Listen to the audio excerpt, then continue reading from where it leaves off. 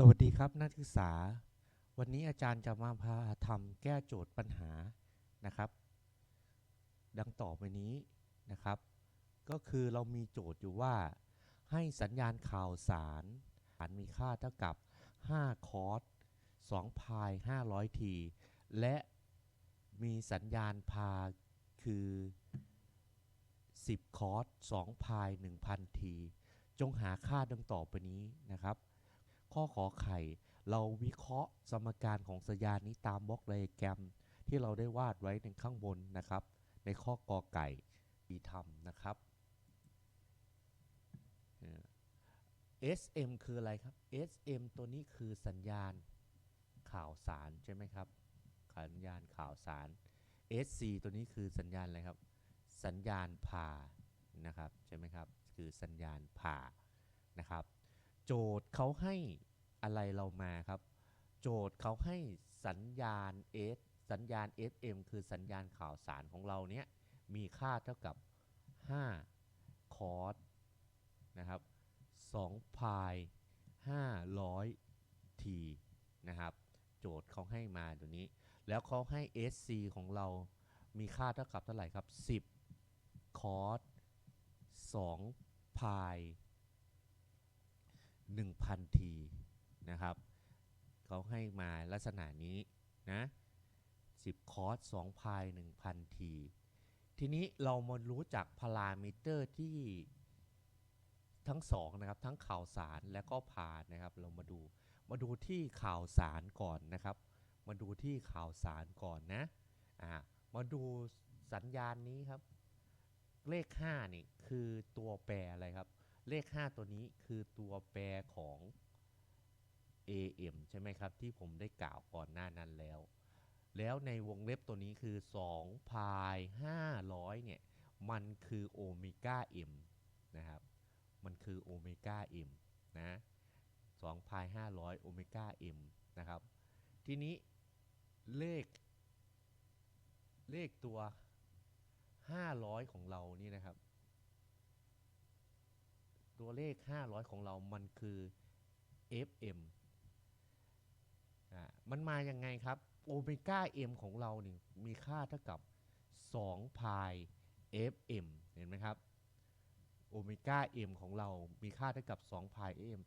ตัวในวงเล็บตัวนี้มันคือ2พายแล้วแสดงตัว FM ตัวนี้มันคือเลข500นะครับนี่คือที่มาของมันนะครับตามพารามิเตอร์ต่างๆนะต่อมาครับตรงที่สัญญาณพานะครับสัญญาณพานะครับเลข10นี่คืออะไรครับเลข10เนี้ยเป็นผมก็จะใช้ตัวแปรคือ AC ใช่ไหมครับนะ AC คือขนาดของสัญญาณพานะครับคือขนาดของสัญญาณพานั่นเองนะครับคือขนาดของสัญญาณพานะครับส่วน2พาย1,000ตัวนี้มันคือโอเมก้า4นะครับโอเมก้า4นะครับคือโอเมก้า4แล้วตัวเลขนะครับตัวเลข1,000นี้นะครับตัวเลข1,000ตัวนี้คือ FC นะครับก็คือความถี่ของสัญญาณพานะครับก็คือโอเมก้า4ของเรามันคือ2พาย FC นั่นเองนะครับแสดงว่าตัวนี้คือ2พายใช่ไหมตัวนี้มันคือ2พายตัว FC ก็คือตัว1,000นะครับอันนี้คือตัวพารามิเตอร์นะครับที่โจทย์กำหนดมาให้นะครับเราจะมาพากันทำข้อขอไข่นะครับทีนี้ข้อขอไข่โจทย์บอกว่าอะไรครับโจทย์บอกว่าวิเคราะห์สมการของสัญญาณนี้ตามบล็อกไดอะแกรมนะครับในข้อกอของการมอดแบบแบนคู่มีขึ้นผ่านะครับเราก็มาดูนะครับข้อขอไข่นะข้อขอไข่นะครับก็ x AMT นะครับเราก็มาวิเคราะห์สมการตามบล็อกไดอะแกรมนะครับสูตรก็คือ a c cos โอเมก้า ct บวก phi c นะครับบวกกับ AM นะครับ cos โอเมก้า m t บวก phi m นะคูณกับ cos โอเมก้า c t บวก phi c นะครับเรามาดูตัวนี้นะครับตัวนี้มันเป็นนะครับเป็นเทอมของสัญญาณ s c t นั่นเองนะครับตัวนี้นะครับเป็นสมการของเทอม s m t นะครับตัวนี้ก็เป็นสมการของเทอม s c t นะครับทีนี้ของตัวนี้จะเป็นคอสหรือเป็นไซน์นะครับเป็นคอสหรือเป็นไซน์มันขึ้นอยู่กับโจทย์เขาให้อะไรมานะครับนี่ครับโจทย์เขานี้ให้คอสมาของสัญญาณข่าวสารคือ SM ใช่ไหมครับแล้วโจทย์ก็ให้คอสตัวนี้เป็นของสัญญาณพานะครับเป็นคอสนะครับของสัญญาณพาอย่างนี้ดังนั้นคณิตศาสตร์ของตัวนี้นะครับมันจะเปลี่ยนแปลงตามโจทย์นะครับถ้าโจทย์เขาให้มาเป็นไซน์ตัวนี้ก็ต้องเปลี่ยนเป็นไซน์โจทย์เขาให้ตัวนี้เป็นไซน์ก็ต้องเป็นไซน์นะครับลักษณะอย่างนี้นะครับตามโจทย์ที่ให้มาเรามาดูนะครับจาก AC ที่ผมแนะนำที่ให้โจทย์มานั้นใช่ไหมครับมันคืออะไรมันคือ10ใช่ไหมคอส2 พายโอเมก้า c นะครับคือ2 พาย1,000 t นะครับตัวนี้นะครับฟรี c ก็คือมุมเฟสในโจทย์ที่ให้มามันคือเป็น0เขาไม่นิยมเขียนนะครับคือ0นะครับไม่นิยมเขียนนะครับก็เป็นได้ตามนี้บวกกับ AM เรามีค่าเท่ากับเท่าไหร่มีค่าเท่ากับ5นะครับ5คอสนะครับ2 พาย500 t นะครับโอเมก้า m คือ2 พาย500 t นะครับบวกกับ phi m ตัวนี้โจทย์เขาให้ไม่ให้มามันก็คือมีค่าอยู่ที่มุม0นะครับไม่นิยมเขียนเนาะแล้วก็คูณกับคอสนะครับ2 พาย1,000 t phi c ตัวนี้มีค่าเท่ากับเป็น0ไม่นิยมเขียนนะครับมีค่าเป็น0นะครับมีค่าเป็น0นะทีนี้เราจะเห็นว่ามันมีเทอมไหนที่จะทำกันก็คือเทอมที่2นะครับเทอมที่2มันกระทำกันคือคอสกับคอสคูณกันครับคอสกับคอสคูณกันมันจะเข้าสูตรนะครับเข้าสูตรที่ว่าของสูตรตีโคนก็คือว่าคอส A คูณกับคอส B มีค่าเท่ากับ1/2คอส A บวก B บวกกับคอส A ลบ B นะครับลักษณะอย่างนี้นะ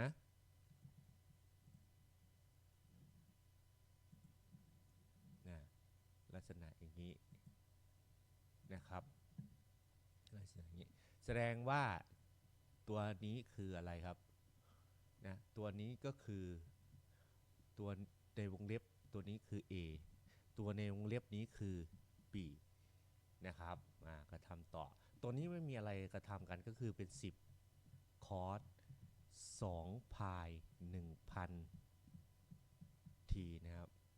บวกนะครับเข้ากับสูตรก็คือ5นะครับคูณกับ1/2ในวงเล็บนะครับก็คือคอส A บวก B ก็คือ2 พาย500 t มาบวกกับ2 พายก็คือ B นะครับ2 พาย1,000 t นะครับตัวนี้บวกกับคอส A ลบ B ครับก็คือ2 พาย500 t ลบกับ2 พาย1,000 t นะครับมันก็จะเป็นตามสูตรนี้นะครับเนี่ยนะครับเป็นตามสูตรนี้นะเป็นตามสูตรนี้นะครับต่อมาเราก็มาดูนะครับในลักษณะนี้ตัวนี้นะครับตัวแปร2 พายกับ2 พายเหมือนกันตัว t ก็ t เหมือนกันตัวในวงเล็บของเทอมนี้ นะครับเราเอาเฉพาะตัวเลขตัวนี้กับตัวเลขตัวนี้นะครับเอามารวมกันนะมารวมกันแสดงว่าในวงเล็บตัวนี้เลยมีค่าเท่ากับ2 พาย 1,500 ทีต่อมาในวงเล็บนี้เหมือนกันนะครับเราเอาตัวเลขนะครับตัวที่เป็น500กับตัว 1,000 ตัวนี้นะครับตัวนี้เอามาลบกันนะครับเอามาลบกันแสดงว่าเราจะได้ค่าตัวนี้คือลบ2 พาย 500 ทีนะครับ500ลบ 1,000 ก็เลยได้ลบนะครับก็ได้ลบเป็นลักษณะอย่างนี้นะครับเรามาทำต่อครับตัวนี้ไม่ได้ทำอะไรกันก็ใส่เข้ามา10 คอส 2 พาย 1,000 ทีนะครับ5คูณกับ1/2ได้ 2.5 นะก็เป็น 2.5 นะครับในวงเล็บก็คือคอส 2 พาย 1,500 ทีนะครับบวกกับคอสนะครับบวกกับคอสนะครับ2 พายลบ 2 พาย 500 ทีนะลักษณะตัวนี้นะครับต่อนะครับใส่วงเล็บปิดตัวนี้หลังจากนั้นเราก็จะเอา 2.5 ตัวนี้นะครับคูณเข้าไปในเทอมนี้นะฮะในเทอมนี้นะครับคูณเข้าไปในเทอมนี้นะแล้วก็เอา 2.5 คูณเข้าไปในเทอมนี้นะครับคูณเข้าไปเทอมนี้ได้เท่าไหร่นะครับมาดูต่อนะครับเราก็เขียนx นะครับเราก็เขียน x am t เท่ากับนะครับ10นะครับก็คือเทอมนี้เอามาเลยนะครับเทอมนี้เอามาเลย10นะครับคอส2 พาย 1,000 ทีนะครับเทอมนี้ 2.5 คูณเข้าไปนะครับแล้วก็ได้เป็นบวก 2.5 คอส2 พาย 1,500 ทีนะครับบวกกับ 2.5 นะครับก็คือเทอมนี้นะครับคูณเข้าไปนะครับได้ 2.5 คอสนะครับลบ 2 พาย 500 ทีนะครับตัวนี้ตอนนี้เทอมนี้ยังไม่ใช่คำตอบสุดท้ายนะครับเพราะว่ามันมีตัวนี้นะครับมันยังมีคุณสมบัติของตีโกณนะครับเราจะต้องจัดรูปแบบให้มันครบก่อนนะครับเราครบก่อนก็คุณสมบัติของตีโกณคืออะไรครับคอสลบเซตามีค่าเท่ากับคอสเซตาก็คือตัวในวงเล็บมันคือเซตาใช่ไหมครับลักษณะอย่างนี้นะครับเราก็มาดูนะลักษณะอย่างนี้นะตัวที่อยู่ในวงเล็บคือเซตาแสดงว่าคอสเราจะไม่ติดลบนะครับแล้วก็10 คอส 2 พาย 1,000 ทีนะครับบวก 2.5 คอส 2 พาย 1,500 ทีบวกกับ 2.5 คอส 2 พาย 500 ทีนะครับตัวนี้ถึงจะเป็นคำตอบสุดท้ายนะครับถึงจะเป็นคำตอบสุดท้ายนะครับลักษณะอย่างนี้นะ